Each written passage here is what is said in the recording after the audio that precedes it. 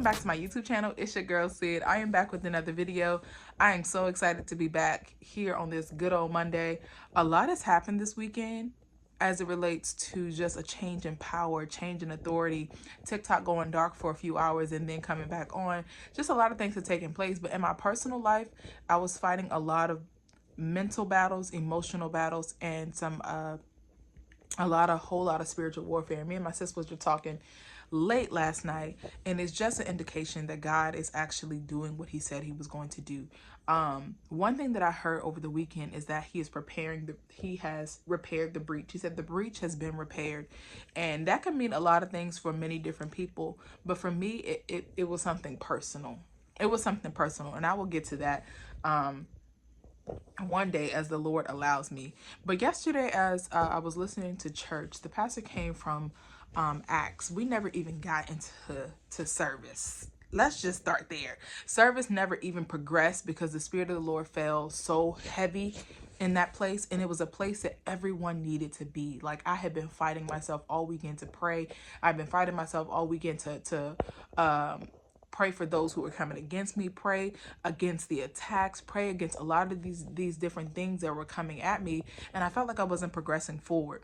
Though I knew that TikTok, the platform, wasn't going anywhere. I knew it was going to go dark. I heard a few different things, a few different prophecies about it. But I also felt in my spirit that God did not want me to move from that place. I was literally on live as TikTok went dark because I just saw the numbers like dwindling down, and I was just like, what is happening? I thought it was my internet connection, clicked off, and whatever. Lo and behold, it was TikTok, the ban.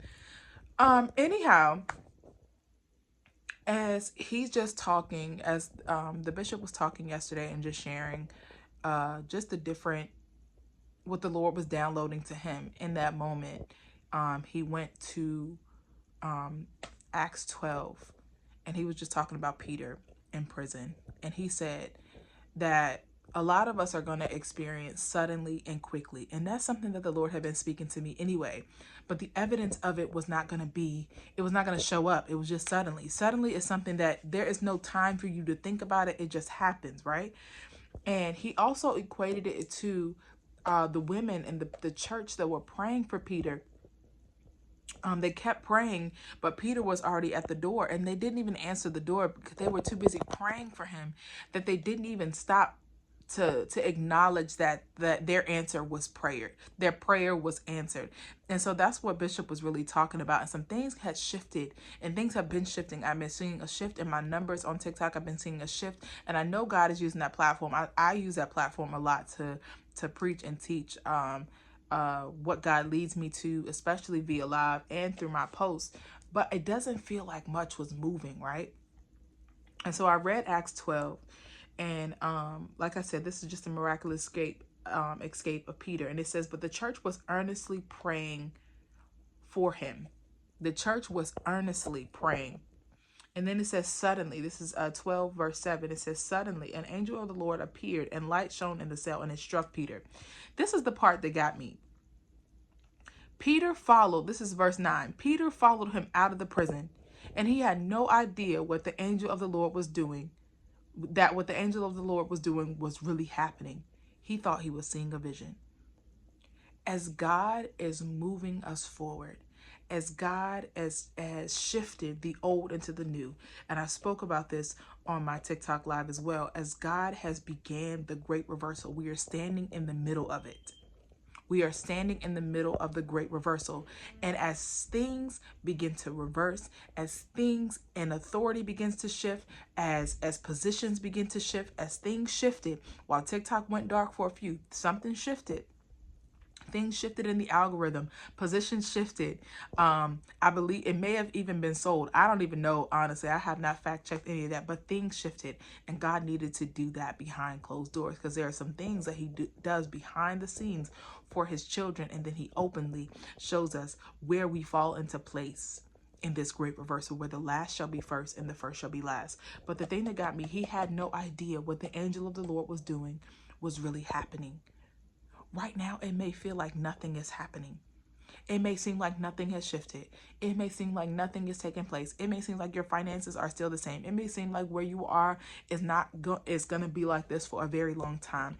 But I feel this deep down in my spirit, and it's hard for me to come into agreement with it because I don't see it, but I am fighting against this because I want to believe, and I keep telling God, I help my unbelief. Help me where I am doubting you, because I know that I know that I know that you are moving, and I want to be in the position. Like I continue to tell people who watch my live, continue to stay postured, continue to stay in position, because no matter what comes your way, we have to stay the course. We can't allow emotions to be what keeps us out of the game. We can't allow distractions to keep us out of the game. Jesus. And even this weekend, I kept telling her, fuel up, for something is shifting this weekend. And I kept saying that. And as I felt it, it was a heavy shift. It was a heavy shift. I felt like things were coming at me from all directions. I felt so hard pressed.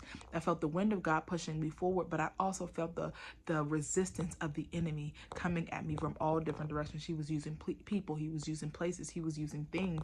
But also as he was doing that, the Lord was working and moving on my behalf. Even though I felt like I was in a place where I was overwhelmed. But he's just saying, this situation is not unto death.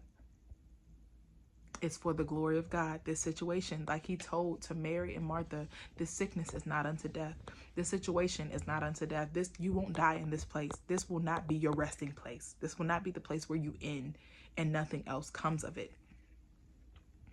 And so I also shared, I know I'm kind of all over the place, but I'm reading through my notes over this weekend because like I said, a lot had transpired. We had also went to see my nephew wrestle this weekend, and for his wrestling club.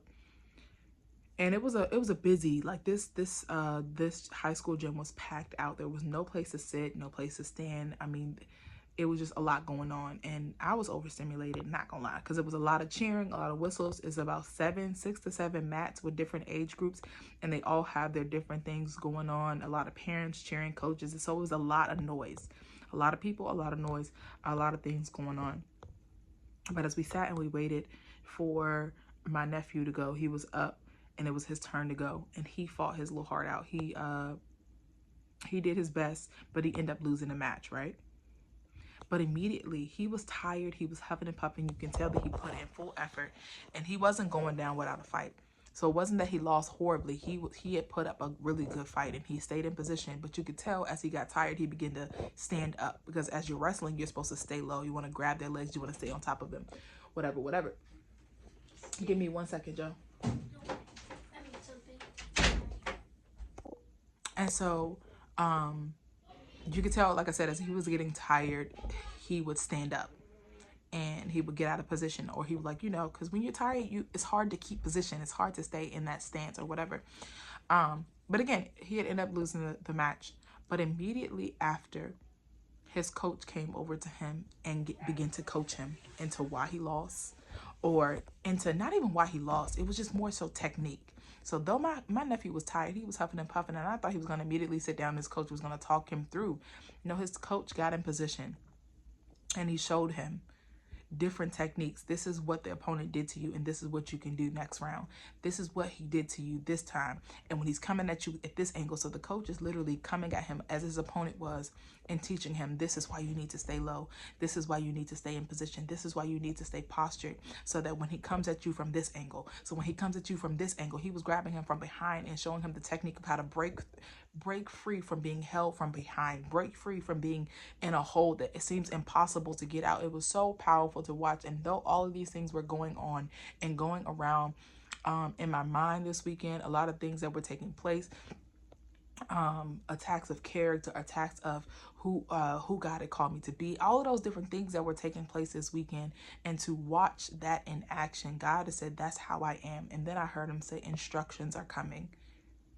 Because I was in a place where it was constant battle. It was round after round after round after round. And as I saw that, even after defeat, even after losing a battle, Even after losing a match, God comes immediately with instructions on how to conquer. Because even immediately, thank you, Holy Spirit, for that reminder. I was reading Joshua 7, and that was around the time where the children of Israel had lost a easy battle to the city of Ai.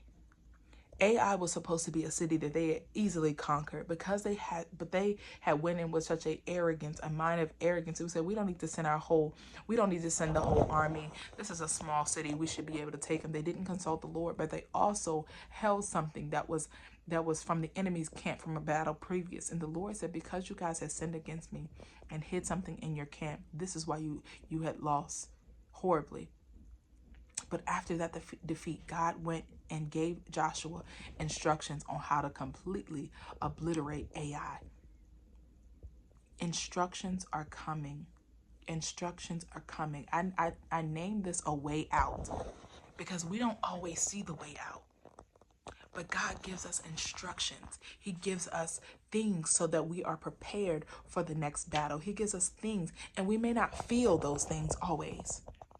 We may not sense those things always. We don't feel when he's moving. We don't, because I keep trying to explain to others, but also explain to myself that what God is doing next, there is no feeling to equate to it. So it feels like nothingness.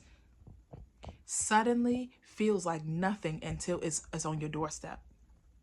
It doesn't feel like something is suddenly happening. There is no evidence of his movement, because if it happened suddenly, where was the evidence?